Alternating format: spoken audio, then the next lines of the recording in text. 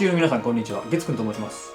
今日はウルトラマントリガーに再登場した過去の怪獣たち解説第2弾ということで、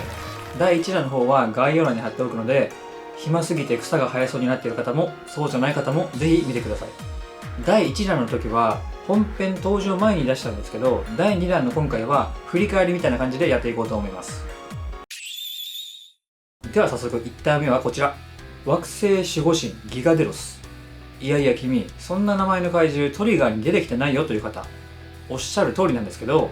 ウルトラマントリガー第6話に登場した惑星破壊神サタンデロスはもともとギガデロスというロボット怪獣でした。ルールが軽く説明してくれてましたけどね。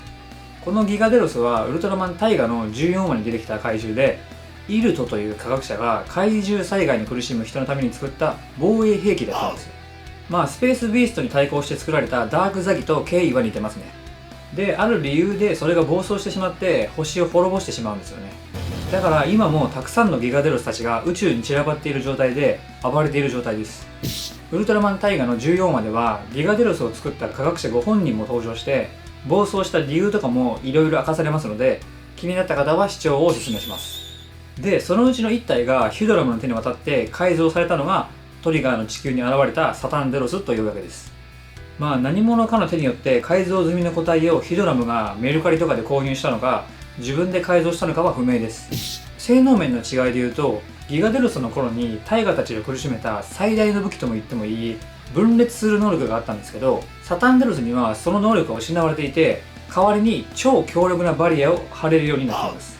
単純に強化されたというよりかは、強さのベクトルが変わったという感じになっています。次はウルトラマントリガー第8話登場のコンピューター生命体パワードダダですね。ダダに関してはウルトラマンパワードの解説動画でも取り上げたんですけど、もともとパワードの8話の侵略経路に登場した怪獣です。パワードダダは原種のダダとは無関係の存在なんですよね。天才科学者が生み出したコンピューターウイルスみたいな感じの存在がたまたまダダに似た感じになったと考えてください。原種のダダがパワードダダを見た時のリアクションも見てみたいですよね。このパワードダダは肉体を持っていなくて、人間をパソコンの画面などを通して催眠状態にしてダタフィールドという空間に引きずり込んで肉体をパクります。ウイルスなので電子機器を通して移動できるので神出鬼没で、貞子をリスペクトしていると後のインタビューで答えているようです。その性質上この回かなりホラーチックな展開になっていて、トラウマになっている元少年たちも多いと思います。で、このパワードダダが誰も予想していなかったまさかのウルトラマントリガーに再登場ということで、パワードダダ本人も驚いたんではないでしょうか。性能的にはかなり向上していて強くなっています。ウルトラマンパワードの頃は数台しか投げつけられなかった車を何十台も同時に投げられるようになったり、キングジョーストレージカスタムを操ってウルトラマン2人を相手に大暴れしていましたね。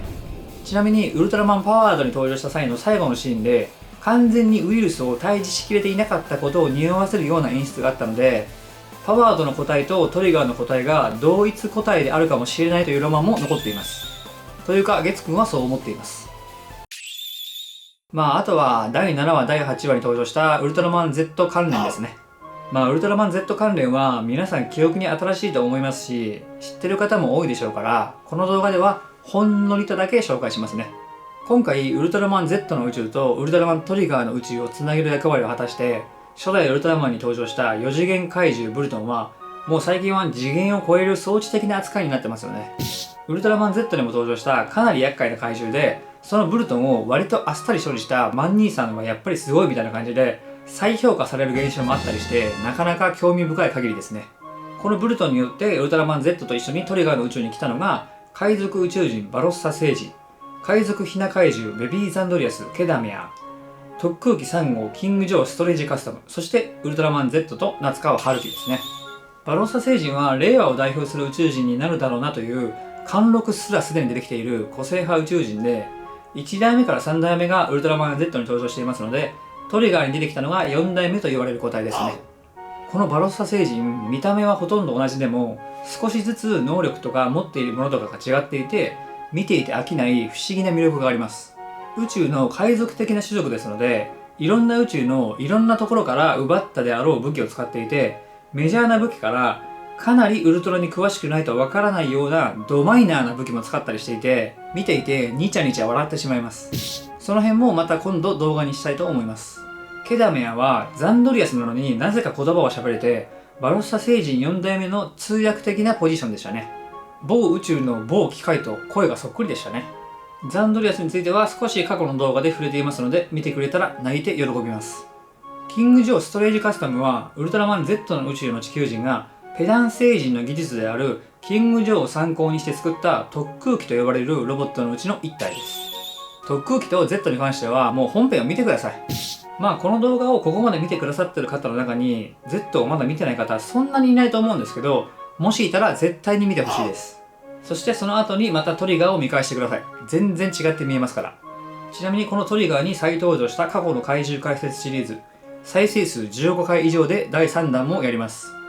ここまで見ていただいてありがとうございました。それではさよなら。